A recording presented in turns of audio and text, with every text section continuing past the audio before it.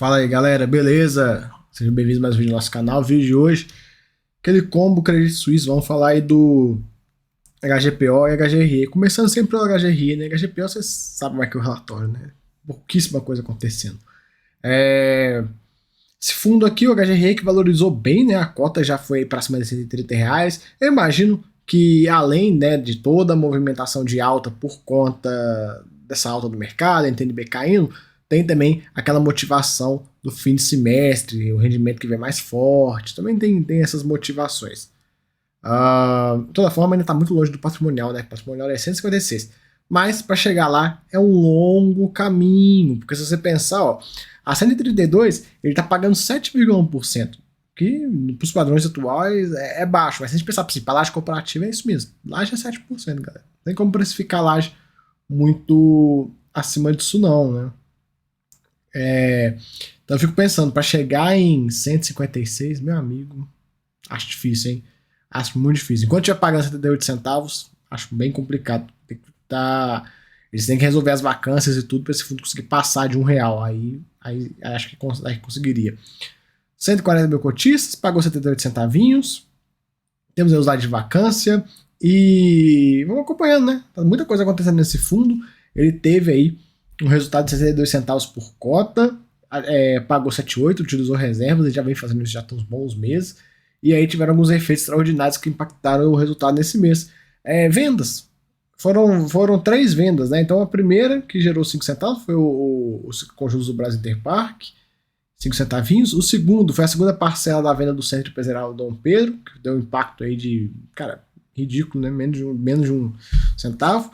E também teve aí um pagamento em atraso, de um aluguel em atraso, que é 1 centavinho por cota. Aí coloca, ó, o fundo completou 15 anos de existência, o retorno acumulado total desde 2009 foi aí de 12,6% ao ano, 1,5 vezes o CDI no mesmo período. Assim, aquela coisa, imagina quem comprou esse fundo lá atrás, lá no IPO, com a cota bem mais baixa do que está hoje, né? Então acaba que esse cara teve um retorno muito bom. Mesmo a cota estando no valor que está, que querendo ou não, frente ao patrimonial é um valor bem abaixo, para quem entrou no IPO, imagina o cara que pagou lá R$ 100, algo próximo disso no IPO desse fundo. Uma situação bem tranquila aí, mesmo com a cota não no seu auge, né? E a distribuição, o yield on cost desse cara ainda está muito bom. Eles vêm vendendo ativos, né? Conforme a gente já viu aí, eles estão no processo de reciclagem, limpeza do portfólio, então estão pegando todos os ativos que não são muito bons e estão mandando embora. E é legal esse tipo de movimentação, estão limpando o fundo. E é interessante, porque como a gestão não consegue emitir agora, eles têm que trabalhar de alguma forma para conseguir ou levantar recursos ou melhorar a qualidade, porque pode ser também que essas vendas não levante tanto recurso assim, mas não tem problema. Deixa esse dinheiro parado em caixa, tá tudo certo, o resultado no final é maior do que o próprio investimento nos imóveis. E eles podem investir em outras coisas também. Por exemplo, não gosto disso, mas vocês sabem que no momento atual ainda tem muito fundo de laje corporativa que está bem abaixo do patrimonial. Então dá para pensar em fazer algum tipo de ganho de capital e tal, algumas estratégias um pouco diferenciadas. E por que eu falo dessas estratégias diferenciadas? Porque imagina, você vende uma laje qualquer, aí, um edifício qualquer, e não é um valor muito considerável, cara, não adianta, né? Vai ficar com o dinheiro parado. Então, às vezes, dá para fazer uma movimentaçãozinha dessa pontual, comprando fundos que estão aí ainda descontados. Mas é tema para outro vídeo. A questão, o principal nesse momento é desinvestimento. Eles ainda não pegaram o dinheiro, não estão fazendo nada com o dinheiro, só botando dinheiro em caixa. A gente fica de olho para ver quais serão os próximos passos que esse fundo vai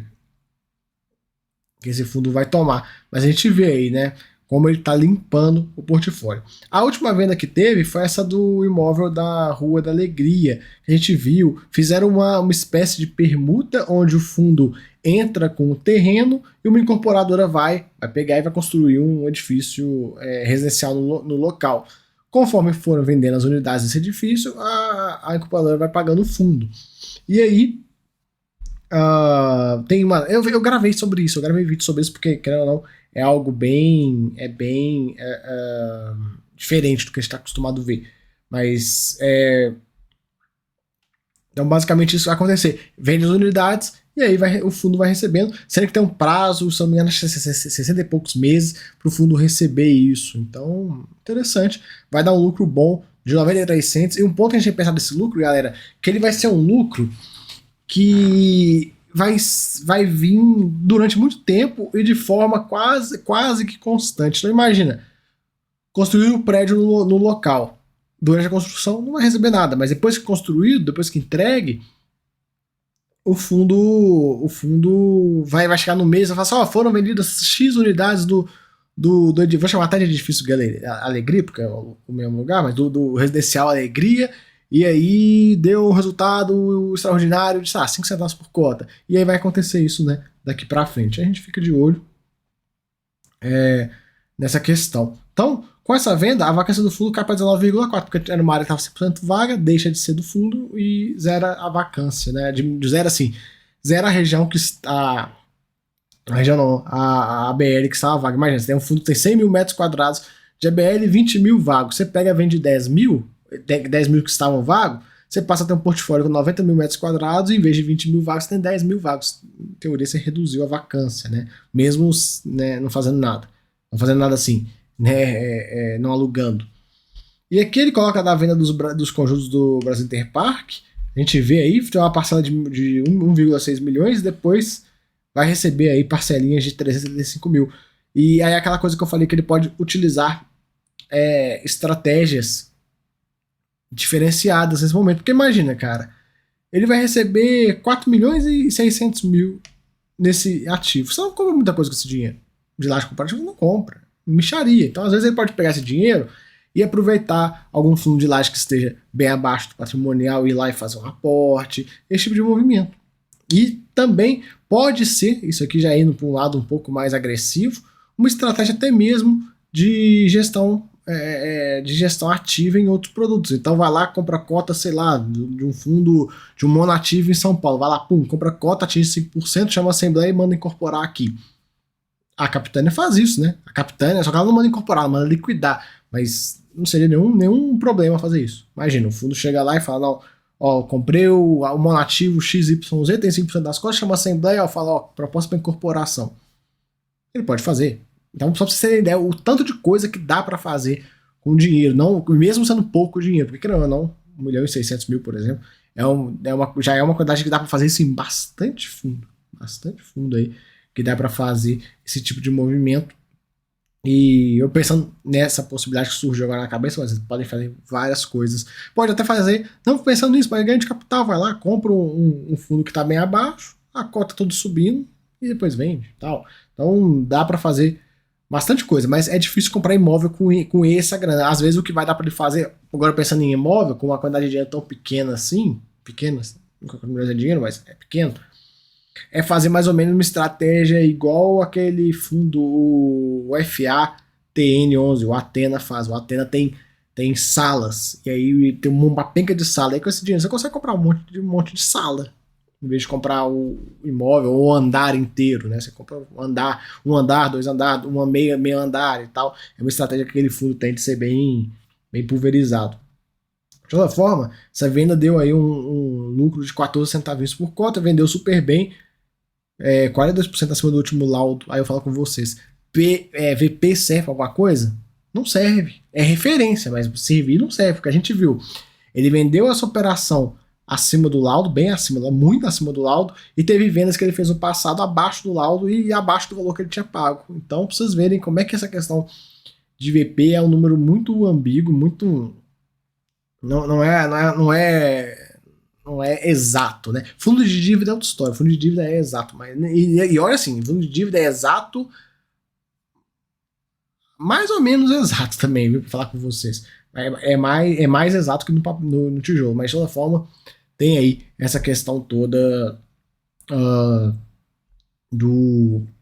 de como o VP é ambíguo e acaba que você tá achando, é 156 reais, tá, mas se o fundo tiver um monte de lucro que a gente não sabe dentro dele, a cota pode ir, esse VP pode ir para 160, da mesma jeito que pode cair para 150, ou se você liquidasse o fundo, né? Como eu falei de papel, só fazer um parênteses no vídeo e explicar para vocês, porque nem o de papel é exato, porque no papel hoje no Brasil, como é que os fundos marcam o valor dos CRIs que os fundos têm? Né? Todo mundo. Como é que uma grande 90 e tantos por cento da galera marca? Marca pelo NTNB. Então o NTNB sobe, o CRI perde valor, a NTNB desce e o CRI ganha valor. Beleza, isso aí é a marcação teórica que eles fazem. Mas e no mercado? Aquele CRI de uma empresa que já está balançando mais para lá, mais para cá. E aí, com essa queda da NTNB, esse CRI valorizou. Mas será que tem alguém disposto a pagar esse valor nesse CRI? Então, vocês verem que nem no papel é uma ciência exata. Né? É muito mais exata que aqui. Muito mais. Infinitamente mais fácil de precificar. Mas, como no Brasil a gente tem esse problema ainda de liquidez dos CRIs, complica. Nos Estados Unidos, a galera marca tudo por negociações que estão acontecendo. Então fica fácil você saber. Né? Então, assim, é outra história. É igual o FOF, por exemplo. FOF, o VP é exato. Por quê? Porque ele está negociando na bolsa. Todo dia, a bolsa fecha, você consegue apurar quanto que seu fundo vale. Um dia os fundos de CRI vão ter esse tipo de liquidez. Mas vai demorar muito, né? O mercado de crédito dos Estados Unidos não precisa nem falar o tamanho aqui. Beleza? Feito parênteses, voltamos pro vídeo. Na parte comercial, eles fizeram aí a alocação do último conjunto do BRN1 e as vendas dos 3 do Brasil Interpark, né, que estavam vagos. E aí a vacância do fundo caiu para a vacância financeira caiu para 19,5. E eles teve um erro no último relatório, eles até retificam aqui, mas, cara, beleza. Segue o baile.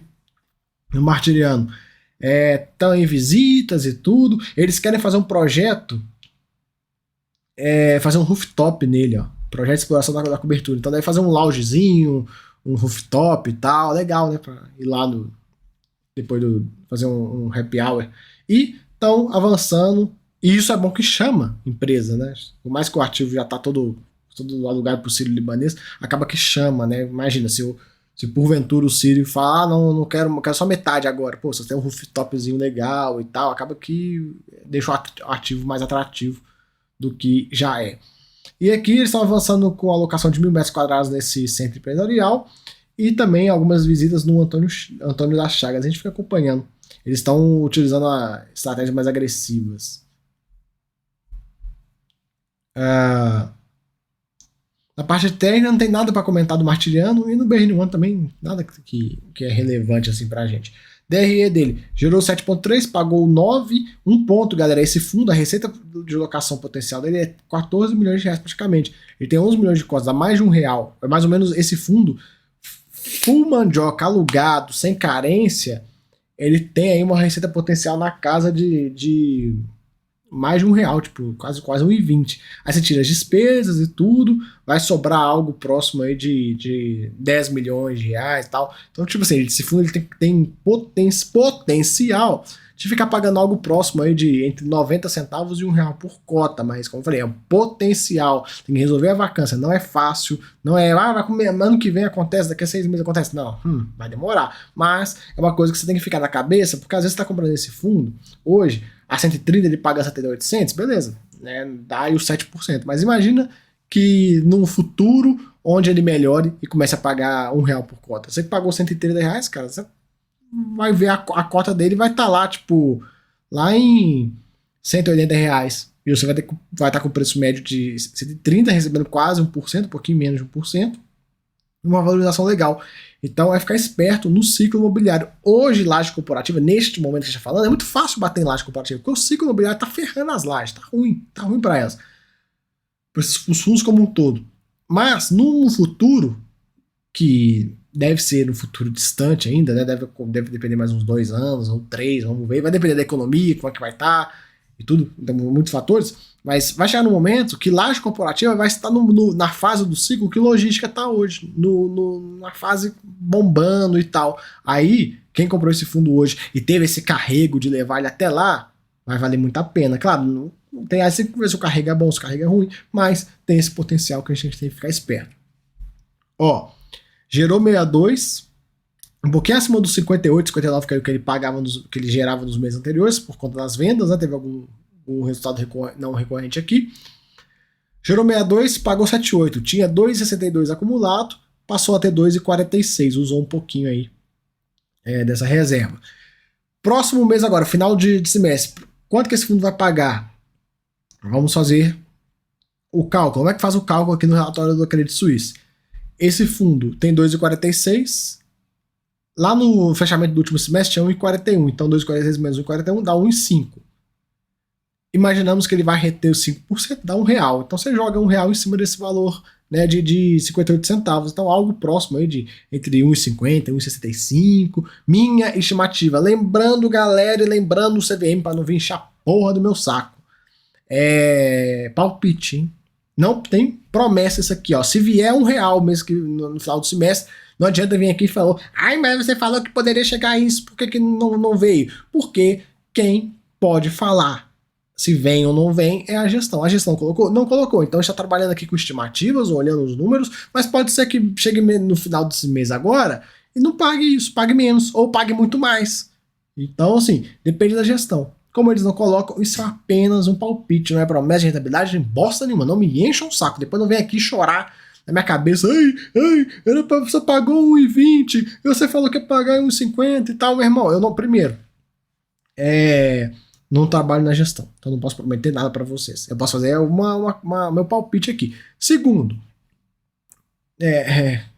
eu não tô obrigando ninguém a comprar nem a vender nada. Então, se você comprar, não, vou comprar porque eu quero receber 1,50, não vier, meu irmão, o risco é todo seu. E não vem me cobrar, porque você não tá pagando nada para mim. A hora que você paga, cobra o seu analista, que porventura de uma carteira recomendada, recomendar uma compra falando que vem tanto e não vim. Aí você pode cobrar, mas vir me cobrar, você não pode cobrar porra nenhuma, né? Então, lembrando aí, não é promessa, é só um palpite. E quem quiser, deixa o palpite aí nos comentários para ver quanto você acha que vai pagar. E a gente fica de olho para ver quem vai acertar mais. A cota dele, que deu uma caminhada nos últimos meses aí, conforme a gente viu. Liquidez é boa, número de cotistas bem devagarinho o crescimento, praticamente 1.000 por mês, né? Aqui ele vai ficar cada vez mais com renda fixa, tem bastante parcela a receber, isso é bom. O fundo tem um passivozinho, então é bom que ele venha nessas vendas e ele ainda pode equalizar esse passivo, passar régua nesse passivo, e aí o fundo fica bem melhor, né? Se livrar de todo esse saldo desse CRI da Shukri Zaidan. Aqui a questão da vacância, a gente vê, tá aí no patamar de 19% da vacância financeira, já foi muito maior. Estão trabalhando para reduzir, galera. Não é fácil, não é fácil.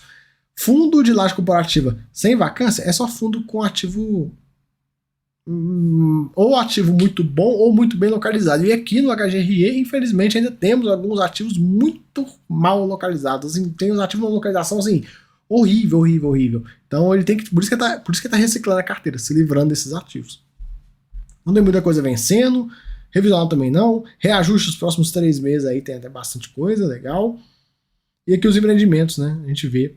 E aí a visão deles, eles querem se livrar dos monousuários. Se não me falha na minha memória, eles querem se livrar deles. E lajes individuais também. É um negócio assim que eles queriam fazer, né? E é isso, viu, galera? Então, o HGRE é isso. Martirando, a obra já tá aí praticamente resolvida. E a gente fica aguardando as próximas movimentações. A grande questão é, o fundo tá em uma direção muito boa, tá aí fazendo uma reciclagem, se livrando dos fantasmas aqui do portfólio. E isso é muito bom dele fazer agora, porque é aquela coisa, como ele não pode emitir, se ele se livra dessa galera, a hora que o fundo puder emitir e tal, ele já tá pronto. Ele já consegue ir numa direção de um portfólio mais prime. E aí tá tudo resolvido. Agora, por exemplo, o que eu falei de comprar, usar o dinheiro da venda dos ativos e comprar fundos imobiliários para fazer takeover, né? Olha só, o próprio HGPO, que é um fundo aí de pouco menos de 500 milhões de reais. Se você pensar, 5% das cotas dele é 25 milhões de reais. Claro, é bem acima do que ele está tendo dessas vendas pequenininhas. Mas vocês conseguem ver o que dá para fazer. Tem muita laje, tem muito fundo de laje aí monoativo que é 100 milhões. 5 milhões de reais só que precisa para fazer esse tipo de estratégia. Então, vamos ver aí. HGPO, rapidamente. Tá pagando até mais do que o HGRE, né, galera? E olha que a cota subiu muito, né? Se você pegar. Um pagando 7,1 e o outro pagando 7,3. Claro que a cota desse fundo, tipo, cara, chegou a bater. Tá numa subindo na vertical, assim, né? Chegou, acho que eu bati 270, agora deu uma recuada. 13.200 cotistas, pagou 1,60, sem vacância, e ele vem entregando um pouco do lucro. A gestão ela prefere trabalhar num patamar de distribuição. E aí o que acontece? Como o fundo pode ter um aumento da vacância nos próximos meses, ele talvez pode rever esse patamar. Vamos ver, geralmente é no próximo mês. Né? Eles devem pagar agora no final desse mês, não vai ter porrada, não é nada demais. E aí, para o semestre que vem, pode ser que eles alterem o patamar. Né? Vamos acompanhar para ver para onde é que vai.